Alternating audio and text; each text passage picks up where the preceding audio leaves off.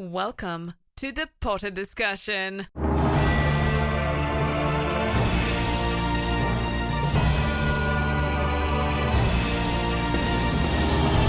Welcome back to the Potter Discussion. This is episode 111, and on today's episode, we will be discussing the art of Harry Potter Christmas. Let's do this.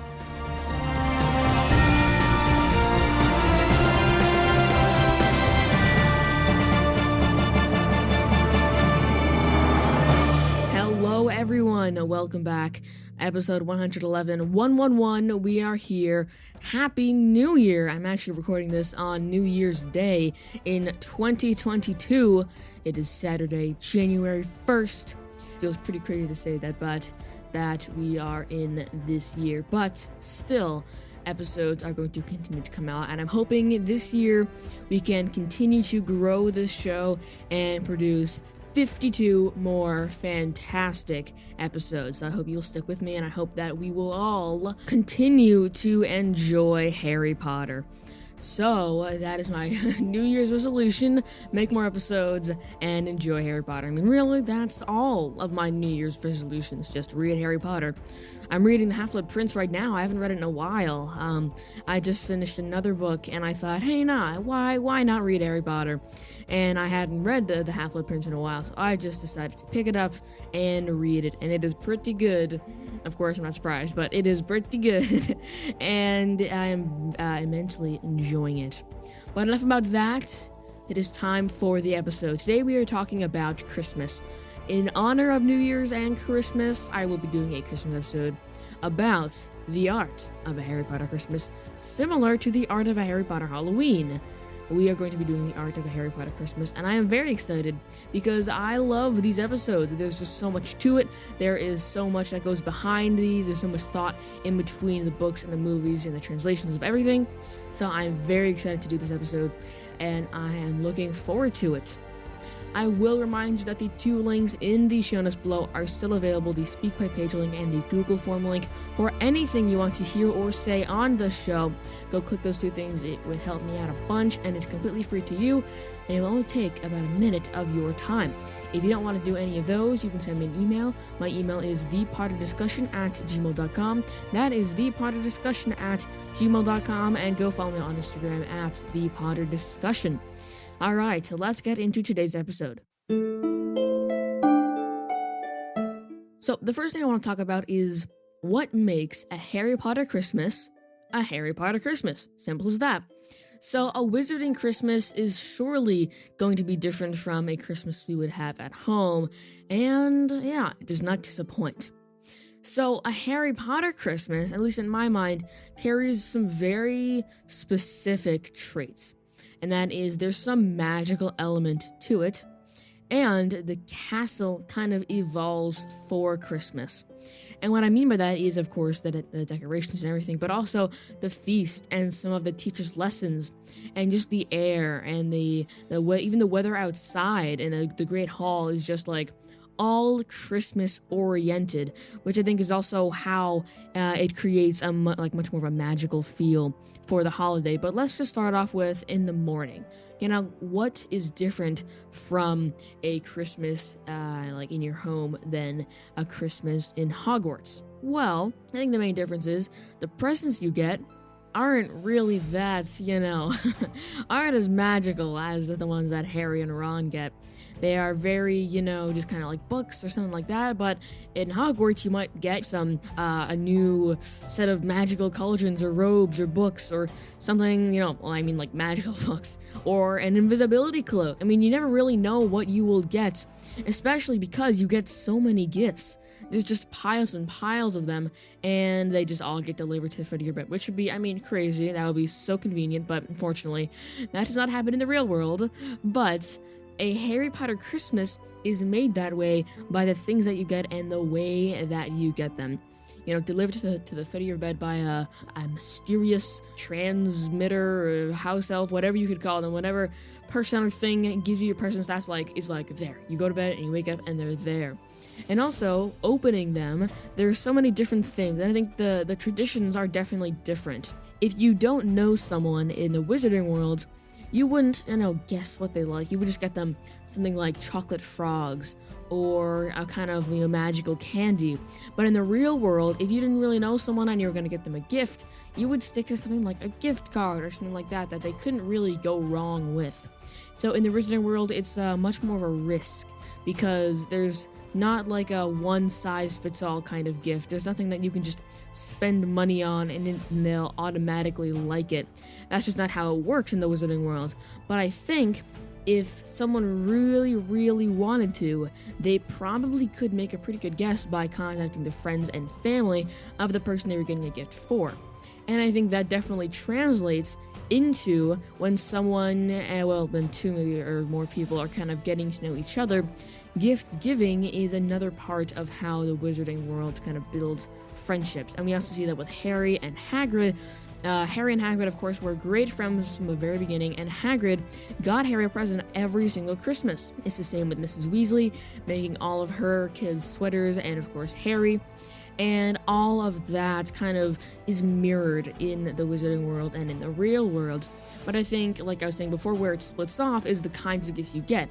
You get magical gifts in the magical world and normal gifts in the real world. But occasionally, with someone like Hermione, they will get a book that is something that you could find here. That, of course, doesn't speak of things that you find here, but things that are just regular pages and ink. Something like, The Tales of Beedle the Bard. There's nothing magical about that book. In fact, I think that's a real book that you could get at a library, so that's pretty cool, and I've read it. It's pretty good. And something like Quidditch Through the Ages that Harry gave Ron. I think Hermione gave something like that. And that's another book that you can just get, in the real world and in the Wizarding World. Is a whole different... Oh, by the way, it's a really good book, Quidditch Through the Ages, so if you haven't gotten it, definitely go buy that, go get it from the library, just go do something, because it's a good book, and it tells you a lot about Quidditch. So, side note, done. So anyway, getting normal books, I think is definitely a theme in between the Wizarding World and the real world, and I think it's definitely made possible by the fact that books can hold anything, alright? It can hold stories, it can hold information, it can hold anything in between, and I think that's why it's such a good gift and why it's given so often, because you can never really go wrong with a good book. And unless someone can't read, or unless they just, despise books for some reason, come on, they are not going to enjoy the book if they hate books. But if they do, if they are a fan of books, like I'm pretty sure a lot of people are, a book is a good gift. And I think that's another part of the, quote-unquote good gift that you can give someone in Harry Potter and in the real world. And of course, there are other things that you can give to people that I think definitely translate more in the Wizarding World, but of course could exist here. And it's things like a self-stirring, blank, a self-stirring cauldron, a self-stirring pot of coffee, tea, whatever you want to say.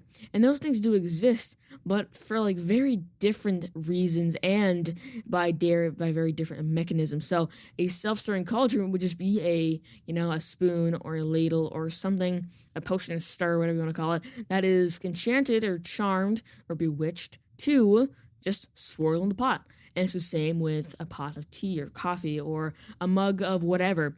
And I think it's the same with that because that's a very simple thing, and it's kind of taking away a mundane task that would otherwise be frowned upon and seen as something that is unworthy of spending a lot of time on. And it's the same here. In the real world, there's mundane things that just have to be done that can be taken over by something other than yourself that are very, very good gifts to get. Even something that'll throw a ball, like those things that you can put on the opposite side of a tennis court or a pitching machine, and you just put the balls in and then it shoots them at you. It's things like that where you don't have to have two people. It's just a machine. It's just there with you, and you don't have to continuing to reload it. It just does it itself.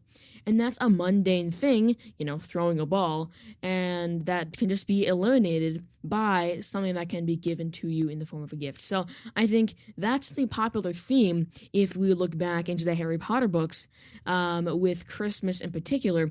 Of course, that's the only time that you give gifts, but I think the overall theme of what makes a Harry Potter Christmas is the gifts.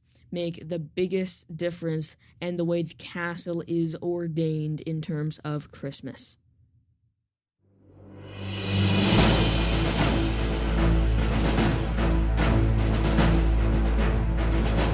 Now I want to talk about what's my favorite Christmas. I mean, I think this is a pretty easy one. There's really nothing to this because, I'm pretty sure everyone's favorite Christmas is the first one. I mean, come on, it's like that's the one thing where all the magic is new. And when Harry runs down and he sees Ron, that's all new for us too, and we didn't expect it at all. So all the gifts that Ron and Harry get are things that we have no idea even existed, and things that we didn't know were common gifts to give, like I was saying before. But I think a very close contender is the 7th book, Christmas, because I think that one means more. Now, I will say that the first book Christmas is a bit ahead of the 7th book Christmas just because all the magic is new, but the 7th book Christmas definitely is there on the list because of how it kind of acclimates with the story and how Harry reacts in it. So that's when Harry and Hermione, well, I'm calling this a Christmas. It is Christmas Eve, but calling it Christmas. They go to Godric's Hollow and just to see the grave of Harry's parents and meet Bathilda Bagshot. And Harry finds his parents, and it's this whole moment. And, well, yes, he does get tracked down by Voldemort, and Nagini attacks him, and his wand breaks, but that's besides the point. It's still a really great Christmas because he meets his parents, like the closest thing to his parents that he will ever be.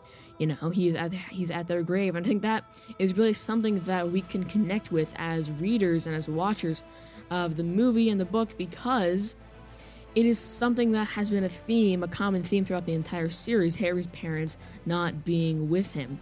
And finally seeing them together, I think is definitely a really big moment, and it's something that was definitely highlighted on, and something that was included because it's such a big moment. And even though Harry and Hermione had noted it was Christmas Eve until they actually got there, they still realized it was Christmas and still appreciated that with Harry and one of his best friends with his parents. Really the closest thing he'll ever get to a perfect life. So I think Harry was definitely very, very sad that he was there. I think it was a huge, huge moment in the story. But I will say that, yes, that is a very, very good Christmas. But the first Christmas is, of course, my favorite. Just because, like I was saying, the magic is all new. We have no idea what they're going to get for gifts. And it's just this whole new experience that we had no idea even existed. And that's for pushed along that the first Christmas is the best by all of the things that even that just happen, because yes, they do happen later, but this is the first time, and the first is always the best if it's done right. Don't listen to me, but that's just in terms of Harry Potter Christmas, the first one is the best. I think that's about as specific as I can get. But I still am thinking that there are other Christmases that, of course, are good Christmases just in general. Like the 5th Christmas, of course, is really great because Harry goes to Grimmauld Place and there is everyone alive. And it's all of his friends there, and it's just having a great time and all that, which is great. I mean, that's another good Christmas. And of course Sirius is there, which I think you can consider Sirius as family, and it's just a really nice moment. That's just a breath from everything that's happening, which I think another favorite Christmas of mine. But I'm going back, the first Christmas is my favorite, and it will always remain to be that fact.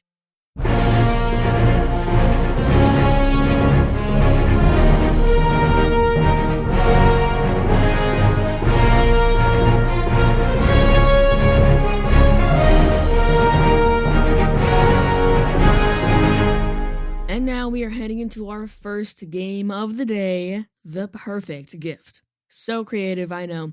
But today we are going to be designing, drumroll please, the the perfect gift. I mean, if you guessed, congratulations. That was a bit of a mysterious name. The perfect gift, very, very difficult to decipher. But we are going to be we are going to be designing the perfect gift for several people in the Harry Potter store. We are going to be examining what they like, what they got, and what they give. In terms of Christmas gifts, in terms of whatever, what have you, that's what I said it. So, we are going to be doing that right now. And I think a good person to start off with is Hagrid. Hagrid is definitely a good person to start off with because there are definitely some gifts that he would love. And I think we just, so it's a little harder. I think we should steer clear of anything animal oriented. Well, I think it can be animal related. It just can't be an actual creature. We can't just give him a dragon egg, of course, like he always wanted. So it can be something to do with that. But I do think that we should steer clear of just giving him an animal because I would consider that cheating just because he would automatically enjoy that. And I think we should definitely stick to something that we know he might not, or he might, just to make it a little more risky, So, what gift could we possibly give Hagrid? Well, I think it has to be something that would help him because a lot of his job and his life is taking care of the grounds. Of course, that's his job. He's the groundskeeper. So his job is keeping the grounds. So something that would definitely help him in that task. And it could be, this is tough. This is harder than I thought because there's so many things that he does. I'm trying to think of one thing that just encompasses all of that. Well, oh man, wow! I was like, I'm totally gonna get this. Of course, we should start with Hagrid, but no, my gosh, this is so hard. I think, of course. All right. I have got the perfect gift for Hagrid, and if you don't agree, then I don't know what you will have to give him. But I think the perfect gift for Hagrid would be a wand. I am choosing to ignore the law, and I am going... do not do that. I think we can consider it void, considering how much he did for Harry. But I think a wand would be Hagrid's perfect gift because it does everything. It would help him in his day, in his keeping of animals. It would just help him in general. And maybe he's not the most talented wizard, whatever. I think he could definitely learn. And if Dumbledore were to teach him, I think he would learn all the better, which could help him so much because he can enchant, he can bewitch different things to, cut the grass themselves. He could feed the animals with just a flick of the wand. He could just do so many things that otherwise he would have to do by hand and he would really struggle with. So I think a wand is Hagrid's perfect gift. Now I think we should move on to Dumbledore. Dumbledore is another person that I think will accept anything, but I think we should steer clear of books. Just because he all gets books, and he said it before, I'll get books, One can never have enough socks. I'm trying to remember this quote. It's like another Christmas come and gone, and people insist on giving me books, and not one pair of socks. One can never have enough socks. Something like that.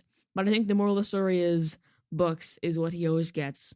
And I think the obvious answer is socks. So I think we can just throw those socks in there, in the gift. But there should be something else because socks, great gift, but there's something else we need to give him. So if we throw in socks into the bag, what else can we give him? Well, I think a good mead, a good Madame Rosmerta mead that is aged for 100 years in the cellar. Yes, okay, mead and fire whiskey. I'm going to put those into the bag. So mead, fire whiskey, socks, and something else. What else could Dumbledore use? Well, he doesn't need a sneakoscope because he is a human sneakoscope, or faux glass because his eyes are just faux glass themselves. Oh, maybe something that he can add to his office, and a creature of some sort. I don't know. I'm just thinking that because of Hagrid, because Hagrid would have loved a creature, and of course we get something useful, like all right. Something else we should throw in is a moleskin. I don't know how you pronounce it. Pouch that Hagrid gave Harry, where no one but the owner can reach in or take something out. Something like that. And of course, that would be really useful. So that's where Dumbledore could keep some of the Horcruxes and stuff like that. Oh, I got it. The final thing we should add is Basilisk Venom. I mean, it'll be crazy expensive, but I think it would definitely be worth it because Dumbledore could, of course, use that in the later books, destroying Horcruxes. Maybe he can put that on the sort of Gryffindor, or like some Basilisk Venom already is, or maybe he could just put the Horcruxes in the Basilisk Venom and they would just dissolve. I don't know how it works, but I think Dumbledore could definitely find a use for Basilisk Venom. And I think we should do one other person. We should make a perfect gift basket for one other person. And we've done, I think, 2 teachers. So that's probably enough. We should probably go with a student. Oh, Luna. Luna Lovegood. She is a perfect person to design a gift basket for because she will take so much stuff. All right, so I think we can start off with a pretty easy one. I think we should steer on the one category I am banning is probably real animal artifacts. Things like, the Crumplehorn Snorkack horn, or, the eyeball of a golden swanfish dragon tree, I don't know, whatever she hunts nowadays. But we should steer clear of that kind of thing just because she already, kind of is getting those and we don't know if it's real or not, so we should just steer clear of those. But I think a pretty obvious one that we should start off with is some kind of guide, some kind of guide to Europe, to America, to Canada, to South America, to wherever, of, all of the creatures, or even better, just a guide to the world, a list of all the Fantastic Beasts. Oh my gosh, I just said it. We should get her Fantastic Beasts and where to find them. Newt's book. Simple as that. And then also another guide telling her about all the different, mystical beasts that even the wizarding world doesn't know actually exist. So in addition to the book, Fantastic Beasts and where to find them, we should get her another book that is related to that. Because, of course, what's better than one book? 2, of course. And something else. What else could she use? Well, I think something for her father, because I know she's very close with him. Something for the Quibbler, maybe? I mean, I don't know. Or like just a little pen, that has a fun head, or like a dragon head, or like something on the end of it. And then also, if it's, I don't know if it's real or not, but some kind of like repellent or something for like all those different creatures she's talking about, how they, go in through your ears and make your brain go fuzzy. All those different things, we should probably get her like some kind of spray to make them go away, or like some kind of goggles to help him see her. Of course, she has those already, but those were just, things that you cut out. So I think we should get her like some proper one of those. But I think that's pretty good. Fantastic Beasts, where to find them, another guide, some I don't know what you would call them, some repellent. And yeah, that's it. And the goggles. So I think that is our gift basket for Luna. Another interesting part of a Harry Potter Christmas is the level at which other people enjoy it. The way, Harry sees Christmas, the way Ron sees Christmas, the way Hermione sees Christmas, even the way, I don't know, someone like Rob would see Christmas. There's different levels of enjoyment and different kind of ways that people see it, and different values different people get out of the, whole idea of Christmas. So I think the next thing we should talk about is who enjoys Christmas the most and why. Well, I think the most obvious person, the person we should start with is Ron. Ron absolutely loves Christmas. And that is because of all the gifts he gets, all the candy he gets, all just the fun stuff that he loves eating and reading, and getting Quidditch gloves, and just getting a sweater that he hates, and all that stuff. That's just Ron's favorite thing to do. And I think that is why Ron enjoys it, the absolute most. And I think probably the second most, tied for second, is probably Harry, and Hermione. I don't mean to only focus on those 3, but I think those are the people who enjoy Christmas the most. And maybe, I think Dumbledore's also tied for second in there too, because he loves Christmas. He's always like talking with all the first year, making them almost faint, and talking, just like decorating the castle and enjoying the aroma. So I think Dumbledore, Harry, and Hermione are definitely on the second level of most enjoyed. And I think that's mostly because of, what Christmas means. And to Harry, I think he would have been in the first spot if he got presents from his own parents. But, getting them from the Weasleys and his friends is probably just as good, but it's still not his own family. So I think second place is probably good for him. And Hermione more enjoys the concept of gift giving and just getting together and all of that. And that's why Hermione enjoys it just as much as Harry. And I think I already said, Dumbledore enjoys the aroma and just what Christmas is. And now moving down, I think... well, who else? Who else really enjoys Christmas? I mean, I don't know. I think Malfoy does, but we didn't really see him because the only time we do see him actually enjoying Christmas is when he's, at the Slytherin table. But the Slytherins aren't about, just being like, oh, give me a hug, Merry Christmas. So he's not more of like a warm, fuzzy, get your friends and family kind of Christmas. He's just like everyone's sleeping. I can get up and I can cause some mischief kind of enjoying. So I don't think that Malfoy is, a huge enjoyer, or I guess enjoyee. I don't know what you call it. That's what it looks like. Malfoy does not enjoy Christmas very much. Could have just said that in the beginning. But who else? I think we should definitely make a third tier of people enjoying Christmas. I think Professor McGonagall, I don't know, she's again, not like the most, lovey-dovey type, so I think there's someone else who we can put in there. I feel like we've already talked about a ton of people who enjoy Christmas. Who else is there to talk about? I think Hagrid is also, Hagrid could probably go in the third tier.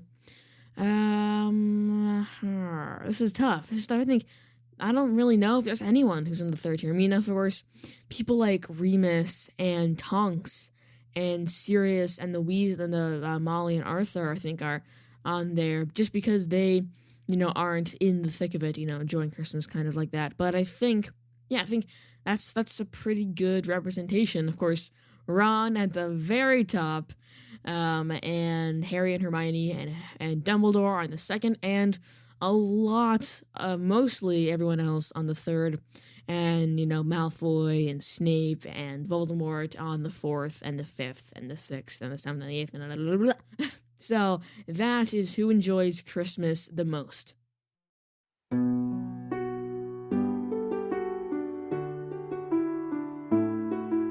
And we are going to close off this episode with another game.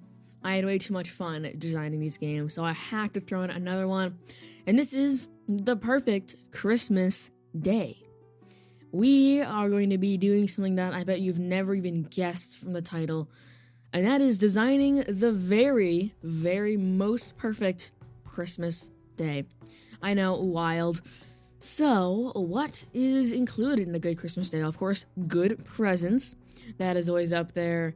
I think a good snowball fight, of course, has to be on the list. Good food, and I think just overall hanging out and playing games and just relaxing. So I think it starts off with waking up, going down, seeing your best friend by the Christmas tree, and we all just kind of, open the presents, and you get your favorite thing that you're hoping for, and another thing that goes along perfectly with that, and some candy and some books, and if you're allergic to any kind of food, you get something that is not that. I don't know what else to say. And now, after you open presents, you enjoy some of them. Something like, if you get some kind of chocolate treat, like a chocolate frog, you'll open a chocolate frog and eat that. It's like, it's morning, but, whatever. You get a chocolate frog in the morning, and then you go down for breakfast, and it is delicious.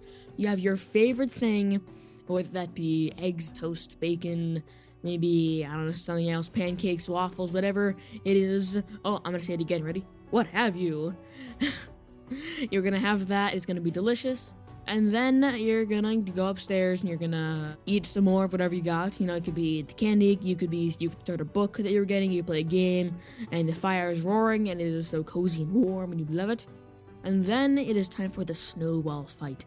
So it's a Hogwarts-wide school, it's a school-wide Snowball Fight. So everyone goes outside and they make teams. It's Gryffindor and Hufflepuff against Slytherin and Ravenclaw. and it's a whole battle. And there are snowballs flying everywhere and explosions. Well, not quite. Snow explosions, people flying everywhere, and there's screams, and it's a great time. And eventually, your team wins, whichever team you are on. Then you go back in for lunch, and lunch, of course, is just delicious. What Christmas lunch foods are there? I don't know. Well, you have them. And then you go back upstairs to enjoy some more of the candy and play some games. You reminisce and you talk about the Snowball Fight. Some of your best plays, some of the best things you saw, some of the funniest parts. You talk about that. You while away the hours. And then finally it's time for Christmas dinner. You come down and it is your favorite thing, whether that be turkey or whether that be something else. It is there, it is delicious, it is perfectly cooked. The house elves outdid themselves again, and it is just absolutely delicioso. And it is the best dinner you've ever had. And then, of course, Christmas pudding, another outstanding, out of the park, smashing success. And you go back upstairs and you go to bed on a warm belly with chocolate frogs and your favorite book on your bedside table. Thank you. That is my perfect Christmas. I hope that is parts of that was at least your favorite Christmas. And that's that. That was the episode. I'm very glad that we are in the new year. Hopefully things will get better from here on out. Please, if you haven't already gotten your vaccine, just go ahead and do it. It will help us all. And yeah, wear your mask. And that's not the old outro. I'm just saying, So 2022, I mean, what do I want to do for 2022? I don't know. If you're listening to this, I'm sure you care a little bit what I have to say, like I always say, because it's the very end of the episode. But I don't know. I think I want to definitely do more different kinds of episodes. I want to continue all of the series we have been doing. I want to dive deeper into some more characters with breakdown and foreshadowing, and I want to do a lot of stuff like that. And I think it's definitely going to be really fun and really nice to get back into it. And I don't know. I'm actually not considering stopping or changing this whatsoever. I think for now, this format, this schedule is working out pretty well. But yeah, if you have any suggestions for a new series, for a series you don't want to hear, series you want to replace, anything like that, make sure you send me an email. My email is thepotterdiscussion@gmail.com. That is thepotterdiscussion@gmail.com. And I think that is just about it. And now I can finally say it. As always, remember, happiness can be found even in the darkest of times if one only remembers to turn on the light. See you later.